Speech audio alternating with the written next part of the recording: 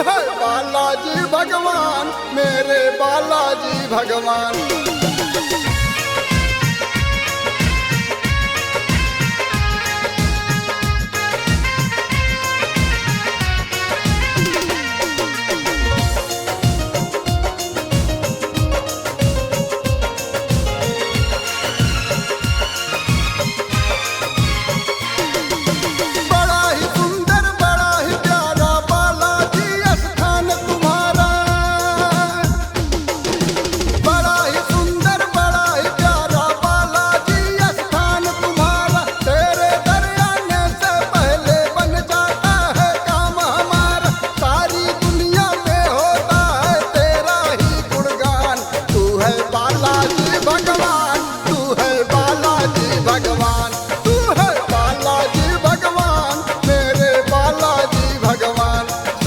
भक्ति तेरे नाम, तू है महाबली हनुमान।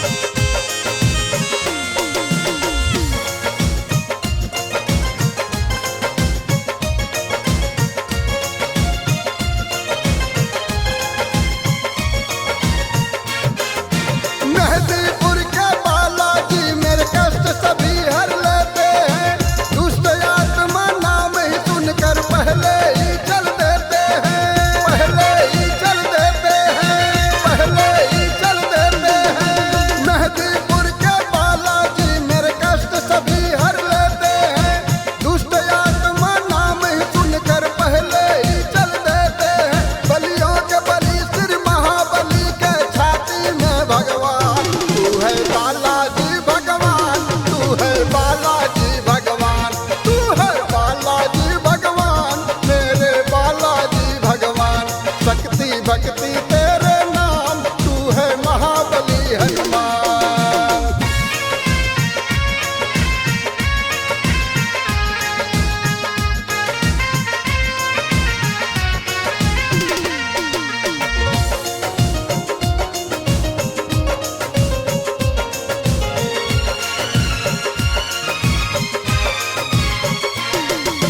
सिया राम के बड़े लाडले पवन पुत्र हनुमान जी, लखन लाल के प्राण उबारे खींच लिए प्रभु ध्यान जी, खींच लिए प्रभु ध्यान जी, खींच लिए प्रभु ध्यान जी।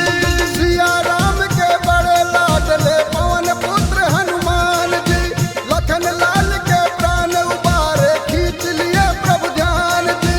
मेहदीपुर दर्शन को आऊं दे दे थोड़ा ध्यान, तू है बालाजी भगवान, तू है बालाजी भगवान, तू है बालाजी भगवान, मेरे बालाजी भगवान।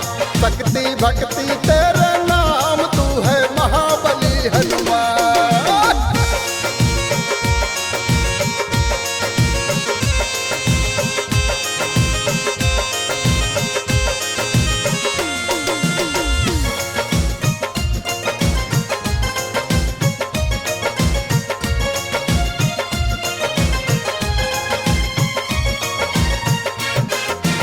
हाथ वज्र लेके बालाजी ठुमक ठुमक कर नाचेंगे, संजय भैया बतिया जब जब राम रागनी गाएंगे, राम रागनी गाएंगे, राम रागनी गाएंगे।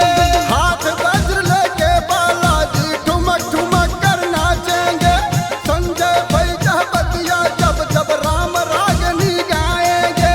राम नाम के स्वामी ठहरे तू सबसे धनवान, तू है बालाजी भगवान, तू है बालाजी भगवान, तू है बालाजी भगवान, मेरे बालाजी भगवान।